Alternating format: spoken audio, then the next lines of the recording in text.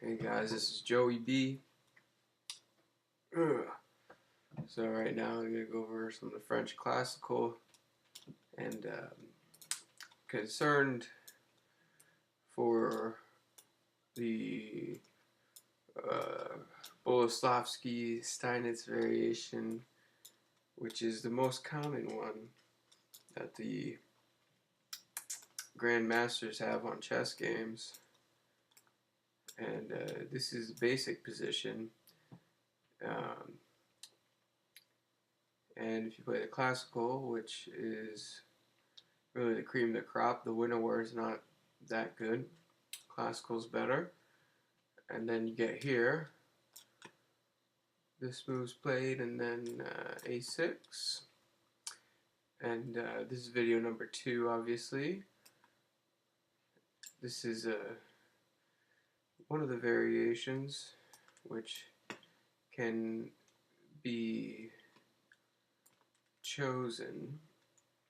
So what I really wanted to elucidate here is two major variations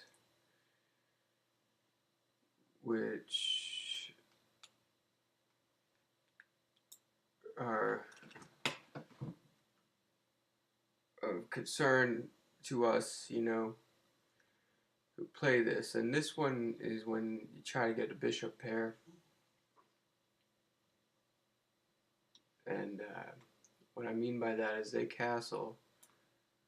So here we swing the knight over, and that's out of the game completely.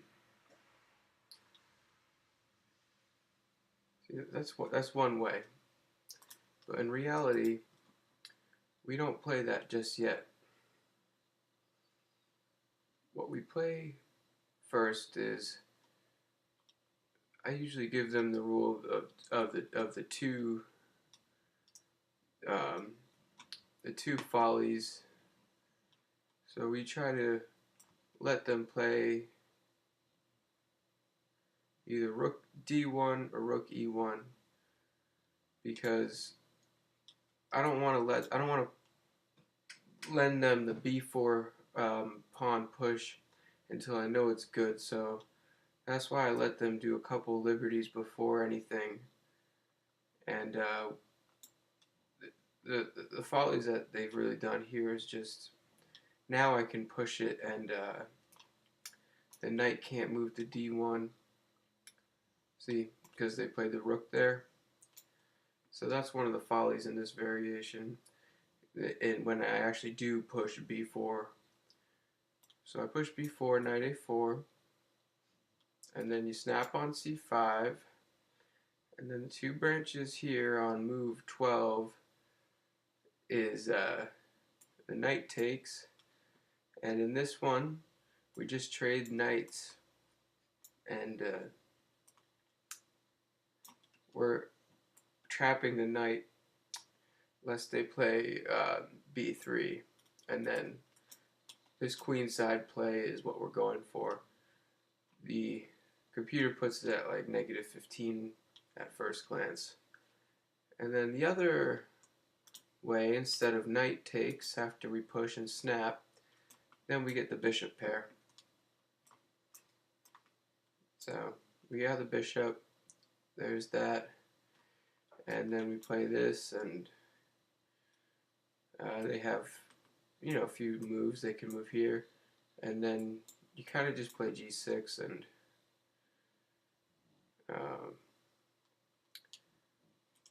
I mean, they got to get their knight back into play, so they could do that, or they could push c3, which is good. And there's certain ways of playing, which this isn't really the way, but you just play g6 and then you don't put your bishop on g7. That's just a little side variation, but the other move after queen c7, here in these more important first roots of this variation, is that oh yeah, rook e1 can be played, and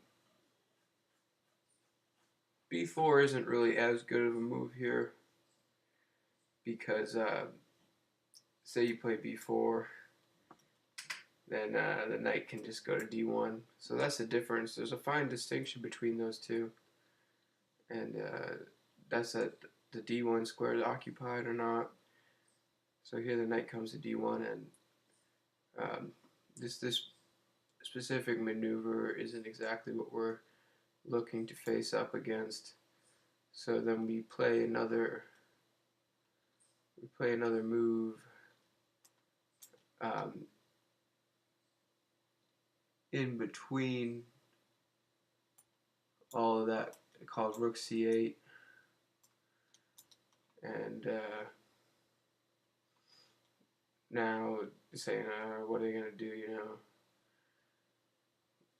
That's just, you don't play b4 unless they make too many mistakes, but rook e1 actually isn't really a mistake. And say they do it, we play rook c8, and then, you know, just keep playing the game of chess. And then the main thing here is rook a c8. That's a major move. Remember, folks, that once they play a4, then we play b4. We have more of a reason to do it, and that's an important part of this, because you want to play b4 kind of based on their weak moves. You don't just play b4 without any reason. But then the whole point of this is they're usually afraid, so they'll play a3. So queen c7, say they play e3. Then they have finally said, well, I don't want to face b4, I'm going to stop that. So they play a3, and there's a couple ways to go about this, but you want to kind of go to that side of the king side here, and then if they take the pawn, since people usually take the pawn after the bishop's move for some reason, that's why we waited for so long, because we want to take with the bishop, but then the knight takes because the pawn takes. So take. That's just a quick one. And then if they don't take the pawn, queen c7, they don't take the pawn, then you know, we're operating on relatively equal position.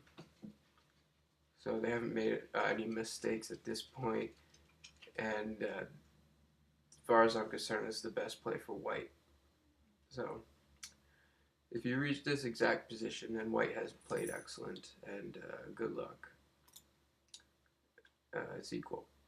The other important thing to know is rook a c8. And then after rook c1, you know, we're trying to get some play here. So we just play that. We want to go on the king side, and then how are they going to get play? Computer moves knight to d1. That seems kind of weird to play that unprovoked.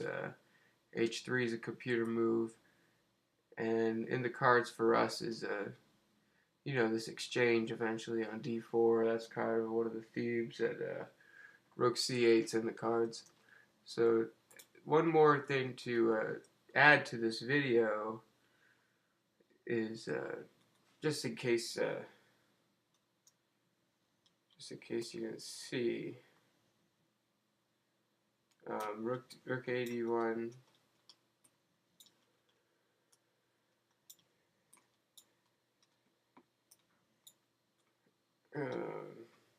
Yeah, we went over that variation. I don't know. Oh yeah, one of the principles is if they ever move their knight to the center, like out of the center, and did this, then we snap in the center. I know what I said doesn't seem to make sense, but the point is they're trying to go for F7 in like blitz games and stuff. Then you really need to know this one because you get that pin.